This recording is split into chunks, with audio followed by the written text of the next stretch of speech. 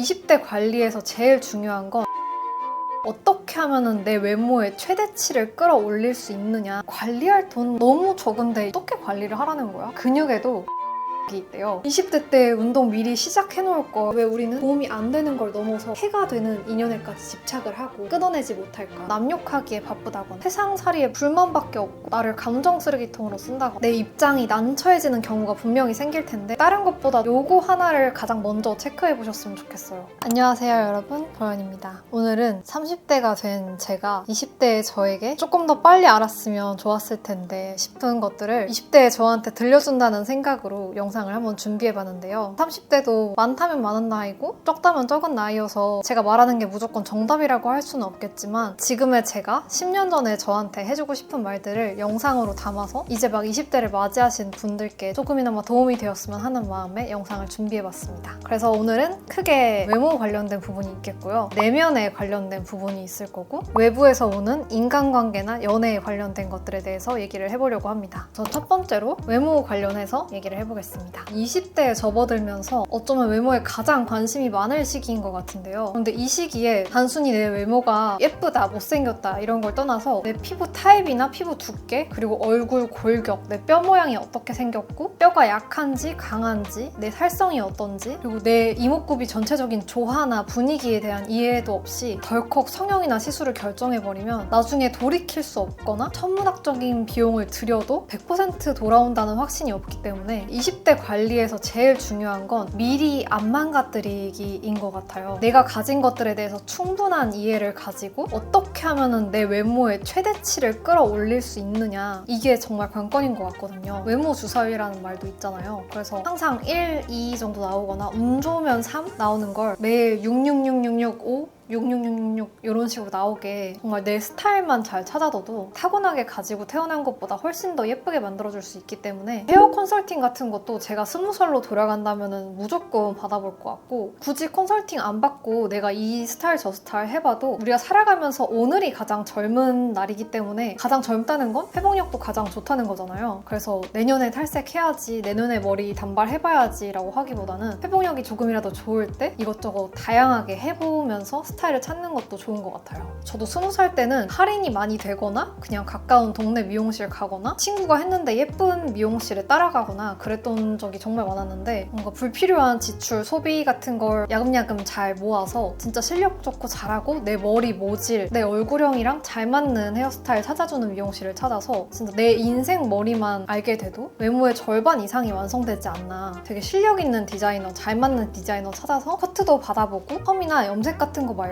커트 진짜 잘하는 실력 있는 미용사 찾아가서 손질법도 배우고 하면서 헤어에 관련된 내 눈을 정말 높여놓으면 나한테 어울리는 헤어스타일을 훨씬 더 빨리 찾을 수가 있게 됩니다. 그리고 메이크업 같은 것도 진한 메이크업이 안 어울리는 사람도 있고 색조보다는 피부 표현이 중요한 사람도 있고 눈 위주로 해야 예쁜 사람, 입술 위주로 해야 예쁜 사람 다 다르거든요. 100명이 있으면 100가지의 스타일링이 있기 때문에 친구 따라서 화장품 사는 거 금지. 친구가 너 가을 웜톤인 것 같아 라고 해서 방구석 퍼컬로 안 맞는 퍼스널 컬러 몇 년 동안 하고 다니기보다는 살면서 딱 한 번만 20만 원 투자해서 받고 오면 최소 10년 동안은 내 스타일링 전반에 활용할 수 있기 때문에 10년에 20만 원이다 생각하면은 투자할 만한 가치가 있다는 생각이 들고, 저도 20살 때 화장이랑 렌즈랑 막 이렇게 다 진하게 하고 다녔더니 4학년이냐는 소리도 들었거든요. 나름 동안이라는 자부심이 있었는데 엄청 충격이었어요. 그렇게 점점 맞는 스타일을 찾다 보니까 30대가 되어서 드디어 좀 어울리는 화장을 찾은 것 같거든요. 그런데 특히나 요즘에는 퍼스널 컬러나 메이크업 컨설팅, 스타일링 컨설팅 같은 게 정말 퀄리티가 전반적으로 상향 평준화 되어버려서 리뷰만 어느 정도 살펴보고 가셔도 웬만하면 다 굉장히 잘 되어 있으니까 여러분들은 저처럼 10년씩 헤매지 마시고 20살부터 예쁘게 하고 다니셨으면 하는 마음입니다. 옷 같은 경우에도 20대에는 정말 다양한 시도를 해봤으면 좋겠거든요. 여기서 중요한 건 비싼 옷은 나중에 30대 돼서 사도 늦지 않다. 왜냐면 20대 때는 계속 실험해보고 이게 어울릴까 저게 어울릴까 테스트해보는 단계라고 생각하시면 되는데, 비싼 옷은 실험하고 테스트할 때 사지 말고 뭔가 확신이 있을 때, 내가 두고두고 오래 오래 입을 것 같다 그런 확신이 설 때 투자를 했으면 좋겠다는 생각이어서 20대에는 중저가로 많이 다양하게 입어보는 게 훨씬 중요하다고 생각해요. 그리고 여기서 말하는 다양함은 스타일 카테고리별로도 다양하게 입어보고 핏도 다양하게 시도해보고 길이, 소매 길이나 뭐 옷 전체 길이, 바지도 짧은 거, 긴 거, 치마 짧은 거, 긴 거, 그리고 소재 원단도 똑같은 하프넥 반팔이어도 니트 소재로 된 걸 할 건지, 약간 헤어리한 앙고라 소재를 할 건지, 단순히 면티로 할 건지, 그리고 컬러도 밝은 네이비, 짙은 네이비, 푸른기가 도는 네이비, 검정색에 가까운 네이비, 어느 한쪽에 고여있지 않게 시도를 해보는 거예요. 처음에는 안 어울리는 게 더 많아서 이 길이 맞나 생각이 드실 수도 있는데 데이터를 쌓아가면서 스스로 학습을 하는 거거든요. 이건 왜 나한테 별로일까? 이렇게 해서 데이터를 쌓아나가다 보면 나중에 그냥 손끝만 스쳐도 이게 나한테 어울리는 옷인지 안 어울릴지 훨씬 잘 고르게 되거든요. 옷에 어떤 카테고리를 시도해볼까요? 하시는 분들을 위해서 이런 스타일들 한 번씩 도전해보셨으면 좋겠고요. 또 20대 많이 드는 고민이 화장품 살 돈이 없어요. 옷이 없어요. 이게 저도 되게 큰 고민이었거든요. 그런데 블로그를 하거나 요즘에 리뷰 체험단 같은 것도 정말 모집 많이 하니까 뭔가 그렇게 해서 내 돈으로는 안 살 것 같은 옷도 한번 입어보고 특이한 컬러로 메이크업도 해보고, 그리고 옷 쇼핑할 때는 처음에는 온라인 쇼핑보다는 오프라인에 가서 직접 만져보고 이렇게 대보고 입어보고, 그리고 제가 20대 때 오프라인 쇼핑을 잘 못했던 이유가 이것저것 입어보고 안 사고 그냥 나가면 너무 눈치 보이고 사야 될 것 같고 너무 미안한 거예요. 그래서 잘 입겠지 뭐 하고 결제하고 나온 적이 정말 많거든요. 근데 여러분들 안 그러셔도 되니까 애매할 때 절대 함부로 결제하지 마시고, 집 가서도 며칠째 아른아른 거리고 너무 사고 싶고 갖고 싶고 할 때 구매하시는 게 훨씬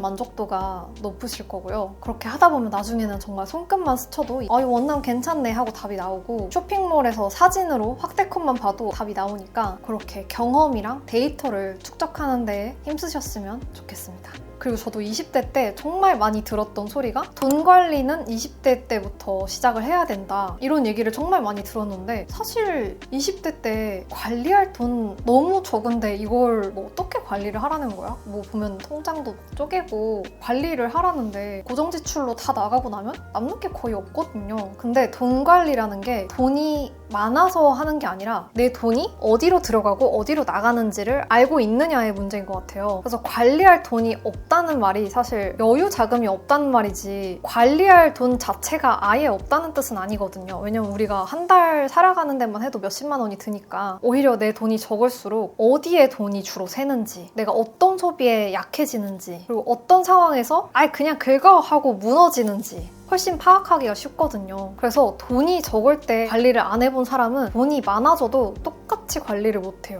이게 내가 돈을 많이 번다고 해서 관리 능력이 갑자기 짠 하고 생기는 게 아니거든요. 10만 원 있을 때 관리 못하던 사람은 100만 원, 1000만 원이 생겨도 관리 못하고 그냥 막 세요. 그래서 20대 때 돈 관리하라는 말이 돈을 뭐 불려라, 당장에 투자 공부를 시작해라, 이게 아니라 내가 갖고 있는 재산 안에서 그냥 나도 모르게 어느새 사라져 있네가 아니라 내가 가진 재산 중에 이만큼은 어디에 나갔고 이만큼은 어디에 나갔고 이만큼은 어디에 나갔어. 그러니까 이 부분은 좀 줄여볼까? 이 부분은 잘하고 있네. 이런 식으로 파악을 하는 연습을 하는 거예요. 그래서 처음에는 딱 3가지만 아셔도 괜찮아요. 이번 달에 내 전체 수입이 얼마인지, 그리고 내 고정 지출은 얼마인지, 용돈으로서 자유롭게 소비한 건 얼마인지, 딱 요 3가지만 파악하기 시작해도 이미 돈 관리는 시작하고 있는 거거든요. 내 돈이 지금 가진 게 3만 원이 될 수도 있고 10만 원이 될 수도 있고, 그래도 통장을 3개 정도는 나눠서, 요즘에는 모바일로도 통장 쉽게 쪼개기가 가능하니까 돈이 딱 들어왔을 때 한 달 고정 지출은 고정비 통장에 빼놓고, 내 생활비가 어느 정도인지 아까 파악을 했으니까 생활비 어느 정도 생활비 통장에 넣어놓고, 저축해서 비상금으로 쓸 통장에 넣어놓고, 나한테 주어진 여유 자금이 얼마인지 파악만 돼도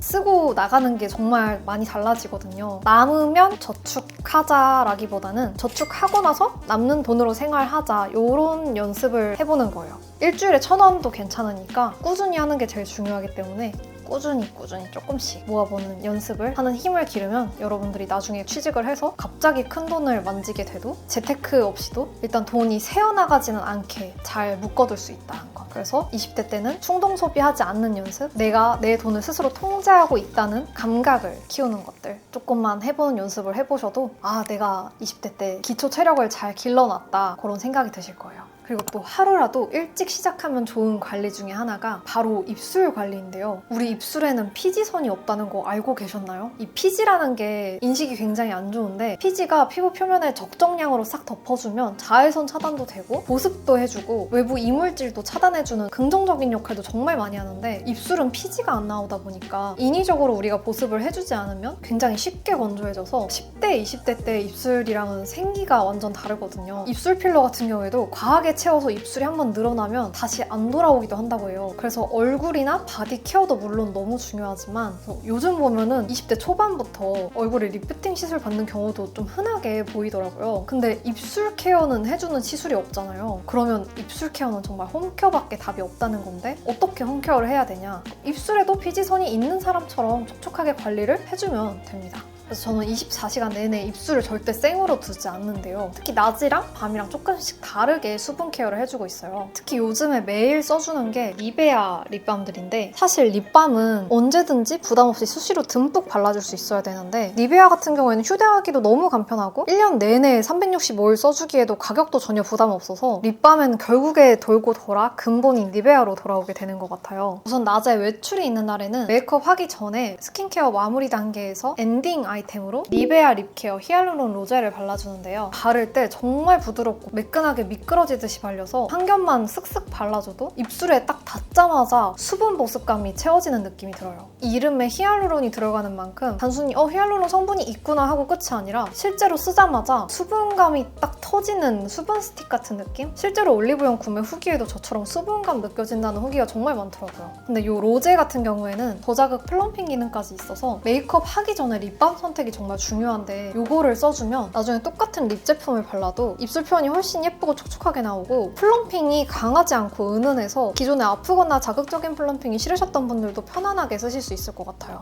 이렇게 색도 거의 없는 편이라서 위에다가 다른 립 제품 덧발라도 색이 섞이거나 메이크업에 방해되지 않아요. 그래서 외출할 때는 파우치에 꼭 넣어 다녀요. 메이크업 수정할 때도 립 바르기 전에 한번 쓱 발라주면 입술 컨디션이 바로 딱 정리되는 느낌이에요. 그리고 외출이 없는 날에는 보통 메이크업 안 한 상태로 하루 종일 집에서 일하거나 하는데 입술이 계속 메마르기 때문에 그냥 책상 옆에 두고 수시로 발라줘요. 특히 집에서는 컵으로 물 마시거나 차 마시거나 하는데 묵직하거나 끈적한 립을 바르면 컵에 다 묻어나고 컵으로 옮겨가서 입술에서 금방 사라져서 낮에는 잘 안 쓰게 됐는데 요거는 물 마셔도 컵에 거의 묻어나지 않고 입술에 그대로 남아있어서 낮에도 발라주기에 너무 좋았어요. 그리고 밤에는 세안 마치고 나서 마찬가지로 스킨케어 엔딩 단계에서 니베아 립케어 히알루론 모이스처를 여러 겹 레이어링해서 발라주고 자요. 이게 되게 묵직하지 않고 가벼운 수분 제품이라 나이트 케어도 잘 될까 걱정했는데 여러 겹 듬뿍 덧발라주고 자면 그냥 다른 립 마스크 제품들처럼 자고 일어났을 때 각질이 불어나서 아침에 거품 세안 다 하고 입술 이렇게 살살 밀어주시면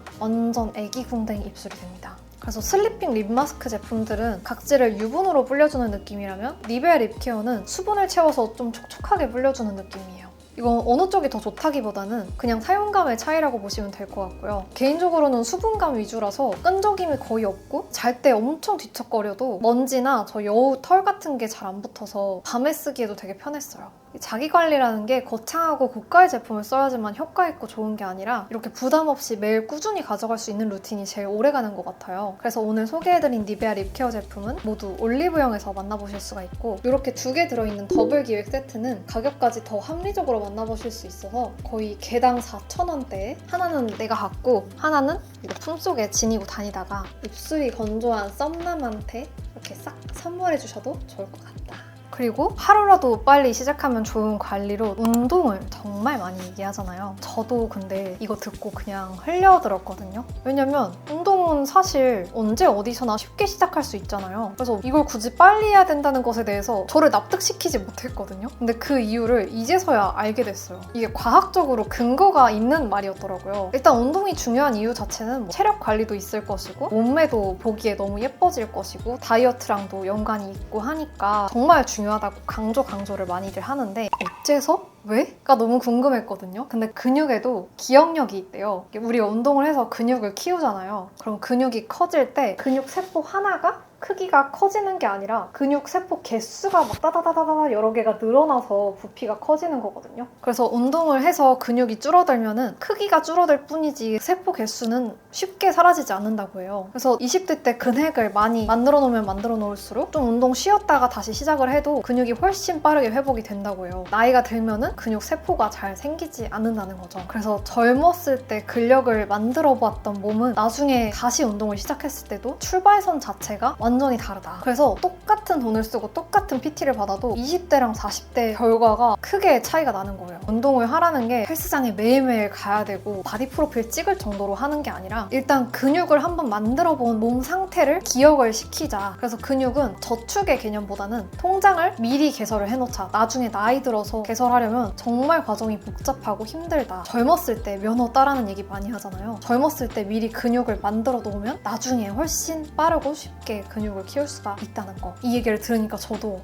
20대 때 운동 미리 시작해 놓을 걸, 하루라도 젊었을 때 근육 조금만이라도 더 키워 놓을 걸 싶더라고요. 제가 최근에 인스타에서 궁금한 거나 고민이 있으면 자유롭게 말을 해달라고 무무를 올렸었는데 인간관계에 대한 고민이 정말 많았어요. 돌이켜보니까 저도 20대 때 인간관계 때문에 고생을 많이 했던 것 같거든요. 성인이 되면 내가 노력해서 먼저 연락하거나 먼저 다가가지 않으면 인간관계를 유지하기가 정말 힘드니까 배운 건 없고 아는 건 없는데 고민은 많아지게 되는 시기인 것 같아요. 스토리에서 많은 질문에 다 답변을 드리진 못했는데 우선 인간관계 관련된 질문에서 사람을 너무 잘 믿고 정도 잘 줘서 최근에 상처를 너무 받았어요. 언니는 인간관계 어떻게 대해요? 이렇게 질문을 주셨는데 여기에 제가 했던 답변이 저는 세상에 비밀은 없다고 생각을 한다. 그래서 누군가한테 나의 비밀이나 나의 생각을 말할 때는 상대방이 내 얘기를 듣고 말을 옮기거나 온 세상에 떠벌려도 내가 그 상황을 감당할 수 있거나 그 말에 책임을 질 수 있을 때에만 얘기를 하려고 하는 것 같아요. 너무 냉정한 얘기지만 몇 년, 몇십 년을 알았던 친구든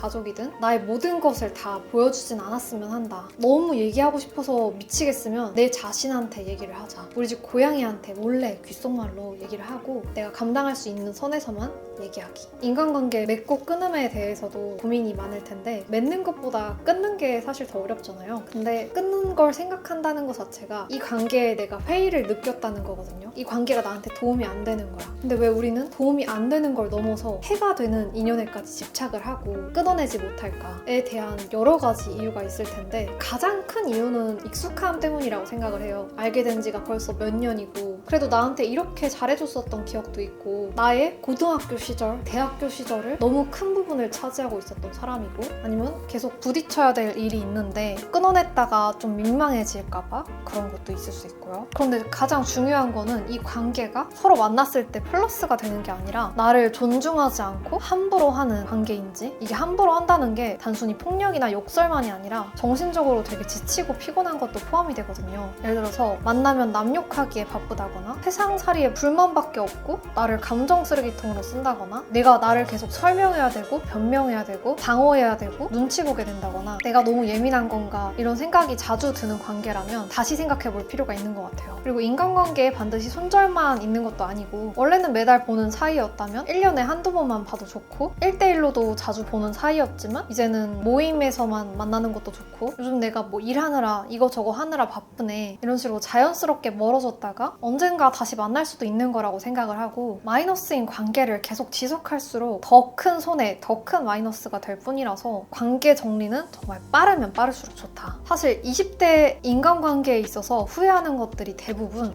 내가 그때 너무 몰랐다 보다는 알았어. 너무 불편했어. 근데 내가 예민한 거라고 생각하고 모른 척하고 외면하고 참고 넘어간 것들이 대부분이더라고요. 또 어렸을 때는 미안하다는 말이 전 좀 중요하게 생각을 했었거든요. 친구든 연인이든 잘못을 해도 사과를 하면 그래 괜찮다 이렇게 생각을 했는데 사실 사과보다 중요한 게 내가 싫다고 명확히 전달을 했고 그 사람이 나를 존중해준다면 그걸 재발하지 않게 같은 문제를 발생시키지 않는 게 중요한데 같은 문제가 반복이 된다면 내가 미련 없이 딱 잘라버릴 수 있는 단호함이 가장 필요한 것 같고 이런 단호함이 생기면 남들도 절대 함부로 하지 않습니다. 내가 또 실수하면 뒤도 안 돌아보고 떠난다는 거를 안 겪어봐도 보이거든요, 그게. 그래서 이런 인간관계에 대한 내용은 대부분 연애랑도 이어지는데 내 기준에 선 넘는 행동을 했을 때 분명 분명히 명확하게 내 의사를 표현했는데도 괜찮아지는 게 아니라 나아질 기미가 조금 더 안 보이면 뒤도 안 돌아보고 떠나야 되는데, 내가 이거 싫다고 몇 번이나 말했고 그래서 우리는 그만 만나는 게 좋지 않을까? 과로 다시는 안 그러겠다고 하면은 내가 떠나지 않을게, 그런 말을 이렇게 숨겨놓는 거죠. 근데 그만 만나는 게 어때? 라고 하면은 그 사람이 오케이 하면은 바로 딱 갈 수 있을 때만 입 밖에 내야 된다고 생각을 하거든요.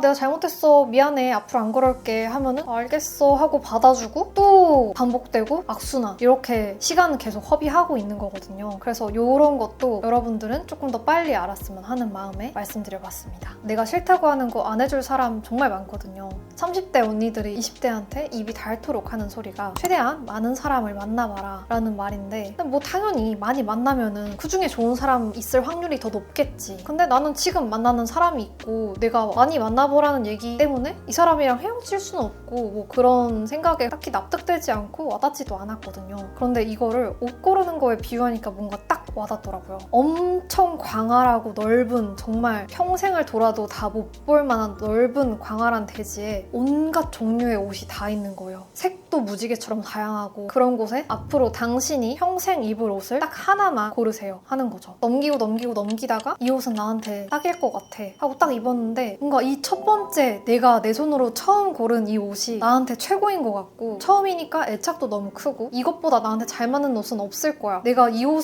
말고 다른 옷을 입고 살아갈 수 있을까? 뭐 그런 생각까지 드는데, 평생을 봐도 다 못 볼 대지에 옷이 깔려 있는데 나에게 어울리는 옷이 이 옷뿐이라는 확률은 거의 0에 가깝잖아요. 더 잘 맞는 옷, 더 잘 어울리는 옷, 더 편한 옷 얼마든지 찾을 수 있고, 뭐 당연히 처음에 입었던 그 옷이 정말 그 전 세계에서 우연치 않게 나한테 제일 잘 맞는 옷이었을 수도 있고, 그 옷을 굳이 내가 꼭 찾아야 되나? 옷을 하나 굳이 골라야 되나? 옷 안 고를래요. 그냥 저는 여기 그냥 계속 평생 둘러보기만 하거나 그냥 앉아서 쉴래요 해도 전혀 문제가 아니고, 옷을 계속해서 갈아입어도 전혀 문제가 아니고, 근데 이제 여기서 옷 한 가지만 고르시오라고 했는데 한 번에 여러 개를 입으면 문제가 되는 거겠죠. 어쨌든 옷 고르기랑 정말 비슷하게 나중에는 이제 손끝만 스쳐도 이게 괜찮은 인연인지 아닌지 판별이 되고, 나한테 잘 맞는 옷을 빠르게 고를 수가 있으니까 최대한 다양한 옷을 시도해보라는 것처럼 다양한 사람을 만나보라는 언니들의 이야기였던 것 같아요. 그래서 여러분도 이 이야기를 듣고 인연을 찾는 데 조금이나마 도움이 되셨으면 좋겠고, 지금 만나고 있는 사람 때문에 너무 스트레스를 받는데 더 나은 걸 못 찾을 것 같다라는 생각이 들 때 제 얘기를 한번 떠올려 보시면 좋을 것 같아요. 마지막으로 성인이 되고 나서 가장 중요한 거라고 해도 과언이 아닌 것 같은데, 바로 거절 잘하기. 사실 근데 이거는 지금도 저 역시 너무 어렵고 아마 40, 50대가 돼도 절대 쉽지 않을 것 같은데, 거절이라는 게 누가 나를 필요로 하고 있다는 거잖아요. 그 상황에서 안 돼, 싫어, 선을 그어야 되니까 정말 쉽지가 않죠. 근데 냉정하게 생각해보면 부탁하는 사람들도 우리가 진짜 피도 눈물도 없이 칼같이 그냥 싫어 라고 하는 사람인 걸 알면 애초에 부탁하지도 않았을 거예요. 근데 우리가 관계를 생각해서라도 냉정하게 외면하지 못할 거라는 걸 너무 잘 알고 있기 때문에 그걸 믿고 들어오는 거거든요. 그리고 관계가 가까울수록, 엮인 게 많을수록, 자주 마주칠수록 거절하기가 진짜 힘들잖아요. 학교 선배나 직장 상사, 아니면 진짜 소중한 친구나 가족이 될 수도 있고, 여러분들이 생각지도 못한, 생각하고 싶지도 않은 일과 상황들이 벌어질 수가 있는데, 그 마음이 약해지는 구석을 악용하는 사람들이 반드시 나타나거든요. 그 부탁이 크든 작든 내 입장이 난처해지는 경우가 분명히 생길 텐데, 그때 다른 것보다도 요거 하나를 가장 먼저 체크해 보셨으면 좋겠어요. 딱 부탁받은 순간에 내 마음이 어떤지, 조금이라도 내 마음 한 구석이 찜찜하고 불편하다면 절대 함부로 수락하지 않고 보류라도 해두는 거예요. 일정 좀 확인해 볼게, 부모님한테 확인해 볼게, 회사나 학교에 확인해 봐야 된다, 이런 식으로 잠깐 보류해두고 냉정하게 계산기를 두들겨 봐야 돼요. 이게 계산적이라는 걸 나쁘게 보는 시선이 정말 많은데, 나를 지키기 위한 계산인 거잖아요. 계산기 두들겨서 그 상대방한테 이득이 가면 아무 말도 안 할걸요? 근데 내 스스로를 내가 지키겠다고 하는 계산을 영악하다고 프레임 씌우고 몰아가는 사람은 곁에 절대 두어서는 안 된다고 생각을 해요. 그게 결국에는 가스라이팅인 거잖아요. 그래서 정말 면밀히 따져봤을 때 피해가 없고 내가 기꺼이 해주고 싶은 마음이 들면은 오케이 하면 되고, 그게 아니라면 정말 확실하게 거절을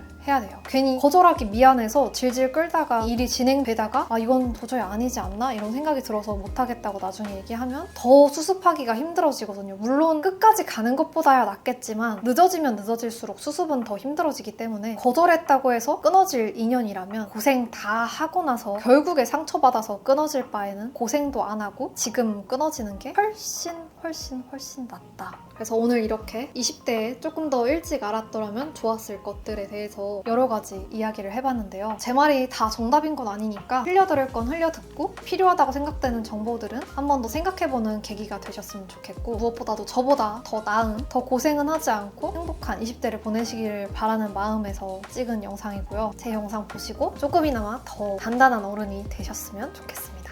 오늘 영상도 끝까지 시청해주셔서 감사하고요. 다음에 또 좋은 영상으로 찾아뵙도록 하겠습니다. 저희는 다음 영상에서 또 만나요. 안녕.